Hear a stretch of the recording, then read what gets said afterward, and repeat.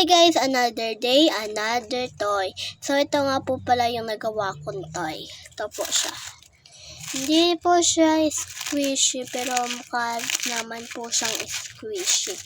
So tuturuan ko po kayo kung paano po gumawa nito.